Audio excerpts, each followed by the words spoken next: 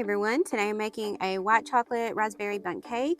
The bundt cake is very moist and it's got a really nice ribbon or a swirl of raspberry filling inside, and it is really similar to the Nothing But Cakes white chocolate raspberry bundt cake. Okay, first you're going to add 2 2/3 cup of all-purpose flour to a mixing bowl, and then add 2½ teaspoons of baking powder, a teaspoon of salt, and then you're going to add 1 small box of instant white chocolate pudding mix. Just add the pudding mix in there dry. Then take a whisk and whisk that all up and then set that to the side. So in another bowl, you're going to add 1 cup of sour cream and try to get the sour cream near room temperature, or at least not as cold as it normally is.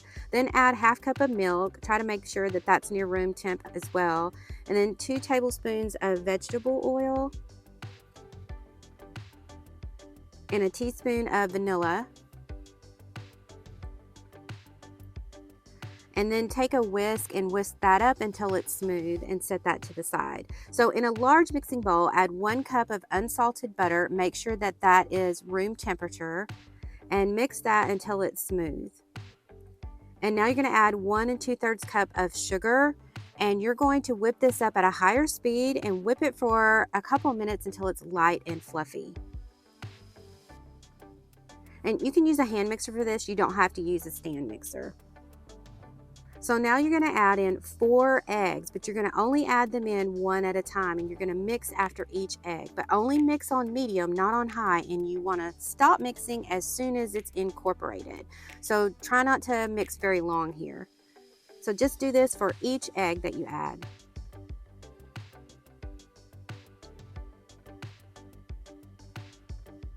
And always make sure to scrape down the sides and the bottom of the bowl and mix again. Now you're going to add in the dry and liquid ingredients alternately, and start with the dry. And so add 1/3 of the dry mixture and mix on medium, but only until it's just combined.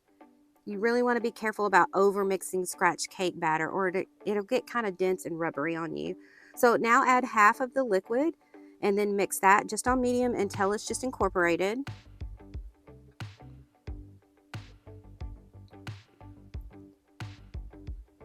Then add another 1/3 of the dry mixture.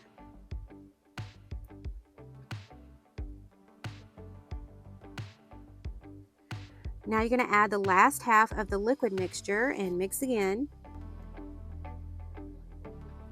And remember, you're only mixing until it's just incorporated. Try very hard not to mix too long at this point. Then you're going to add the last 1/3 of the dry mixture.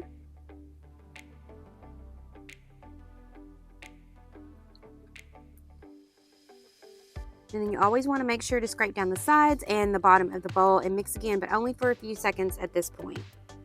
So once it's all mixed, you're going to add 1 cup of chopped white chocolate. Make sure that it is chopped up. If you use chocolate chips, they're going to be a little bit too large, and some of them can kind of sink all the way down to the bottom. So it's really handy to just sort of chop up the chocolate a bit. So add about half of the batter to your bundt pan. Make sure your bundt pan is really well greased and floured. Then add ½ cup of raspberry preserves or jam. Just add it in these like little clumps here, and then take a knife and swirl it around, but make sure not to touch the knife to the bottom of the pan. You don't want to scrape the pan when you do this. Just do a couple of swirls. And the batter is going to be thick at this point. That's completely normal. So you're going to add another layer of the batter, and you're going to add almost the rest of the batter, but keep a little bit still left in your bowl to finish everything out. So once you've added the batter, smooth out with a spoon, and then you're going to add another ½ cup of the raspberry preserves or jam.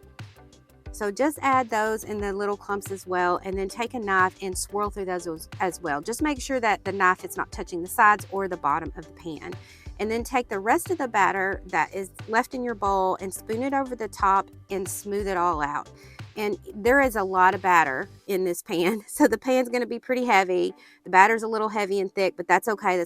That's how it's supposed to look. So bake at 325 Fahrenheit for an hour plus about 5 to 15 minutes. This cake takes forever to bake, but eventually it will get done. So to make the glaze, add a half cup of unsalted butter that is room temperature. Add that to a mixing bowl, and then add in an 8-ounce package of cream cheese, and you want that to be close to room temp as well. And so mix that until it's smooth, and then add a teaspoon of vanilla extract. And then you're going to add in 3 cups of confectioner's sugar. You can add it a bit at a time, or you can just add it all in there. It depends on how big of a mess you feel like making. So I usually add mine a bit at a time so that it doesn't just spew everywhere in my kitchen. So just keep adding and mixing as you go until all of it is incorporated. And then you also want to add in about 3 tablespoons of milk. You may need to add in a little bit more depending on what consistency you want your glaze to be.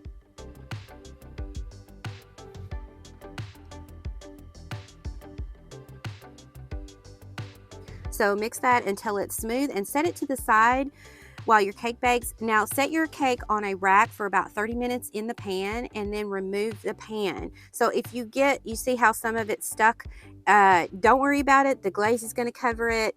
So just roll with the punches, because sometimes bundt cakes are hard to get out of their pans.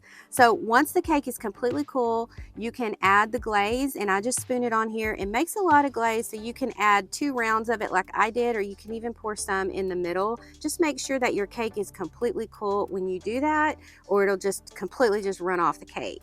I hope you enjoy this one. I loved it and ate way too much of it. I actually think that this version is a little bit better than the Nothing Bundt Cakes version, but that's just my opinion. We're all different, but I hope you try this one out and let me know what you think. Happy cake baking, and I'll see you next time.